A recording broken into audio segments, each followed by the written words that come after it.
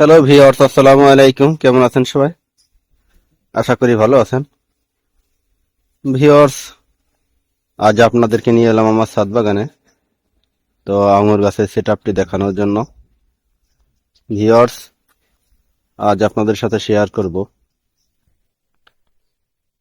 কিভাবে আঙুর গাছ হার্ড পুটিং করবেন এবং কিভাবে হার্ড পুটিং করলে খুব তাড়াতাড়ি এর ভালো ফলাফল দেখা দিবে।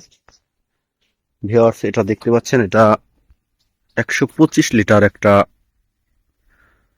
তেলের ড্রাম। এটা টোটালি 250 লিটার ড্রাম। আমি কেটে এটাকে 125 লিটার করে দুইটা ড্রাম করেছি। নিচে আমি পানি নিষ্কাশনের জন্য ছিদ্র করে দিয়েছি এবং বালি মাটি দিয়ে খুব সুন্দর করে একটা মিডিয়া তৈরি করেছি যেন পানি জমে না থাকে। তো ভিউয়ার্স, আমি মাচা করে গাছটিকে সেট আপ করে দিয়েছি। তো যে নিচের দিকে দেখতে পাচ্ছেন, এগুলা কিন্তু আমি ভেঙে দিয়েছি।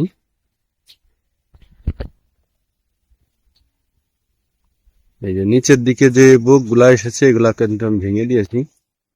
মাত্র 3 থেকে 4 দিন হলো আমি গাছটিকে সেট আপ দিয়ে দিয়েছি।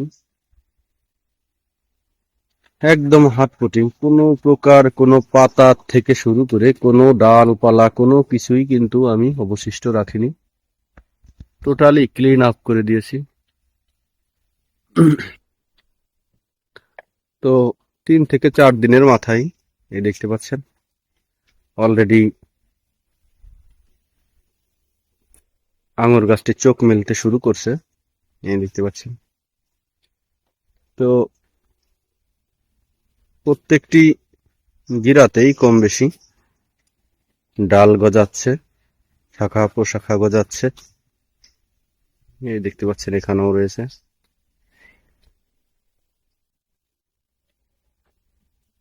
এই যে এখানেও রয়েছে, দেখতে পাচ্ছেন।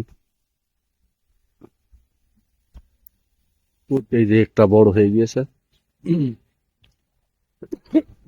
প্রত্যেকটি প্রত্যেকটি গিরাই কিন্তু কম বেশি শাখা পোশাখা গজাচ্ছে। তো এখন আপনারা যে কাজটি করবেন, এই এই শাখা পোশাখার ভিতর থেকে স্বাস্থ্যবান যে শাখা পোশাখাগুলো সেগুলো রাখবেন এবং বাকি শাখা পোশাখাগুলো অবশ্যই ভেঙে দিয়ে অথবা কেটে দিয়ে সেখানে ছত্রাকনাশক দিয়ে দিবেন।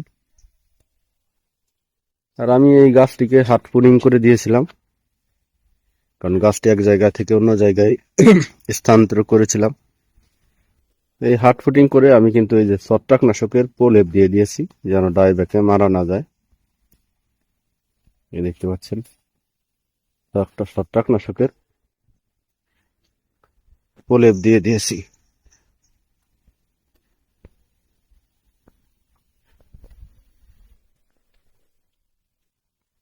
আপনারা যদি আঙুর গাছ পুডিং করে এভাবে প্রলেপ না দেন, এই যে প্রলেপ দিয়ে দিয়েছি, তাহলে কিন্তু এখান থেকে ডাইব্যাকে আঙুর গাছটি মারা যাবে। তাই অবশ্যই পুডিং করার পর আপনারা অবশ্যই ছত্রাকনাশক দিয়ে দিবেন। প্রত্যেকটা ডালেই, এই দেখতে পাচ্ছেন, প্রত্যেকটা ডালেই কিন্তু ছত্রাকনাশক দিয়ে দিয়েছি। কি সুন্দর করে দেখেন ডালগুলো বের হচ্ছে, প্রত্যেকটা ডালেই কম বেশি শাখা প্রশাখা গজাচ্ছে। তো আপনারা চাইলেও এভাবে আঙুর গাছ পুনিং করতে পারেন। তবে পুনিং করার পরে অবশ্যই চেষ্টা করবেন গাছটিকে ছত্রাকনাশক এবং মাকড়নাশক দিয়ে ভিজিয়ে দেওয়ার জন্য। তা না হলে অনেক সময় যে এই গাছের গিরাগুলো দিয়ে, গাছের যে এই যে দেখতে পাচ্ছেন, এই যে গিরাগুলো দিয়ে পোকে আক্রমণ করবে এবং পোকায় ছিদ্র করে এই গিরাগুলোর ভিতর দিয়ে পোকায় ছিদ্র করে ভিতরে চলে যাবে। তার ফলে কি হবে, এই গাছটি থেকে আঠা বের হবে, এই এই ছিদ্র থেকে আঠা বের হবে এবং এক সময় আপনার শখের আঙুর গাছটি মারা যাবে। তাই আপনারা অবশ্যই আঙুর গাছ পুনিং করার পরে বালাইনাশক অথবা মাকড়নাশক এবং ছত্রাকনাশক দিয়ে এটিকে হালকা করে স্প্রে করে ভিজিয়ে দিতে পারেন, তাহলে ভালো ফলাফল পাবেন। তো ভিউয়ার্স, আজ এ পর্যন্তই। পরবর্তী ভিডিও পেতে অবশ্যই চ্যানেলটি সাবস্ক্রাইব করবেন। ধন্যবাদ সবাইকে, ভালো থাকবেন সবাই।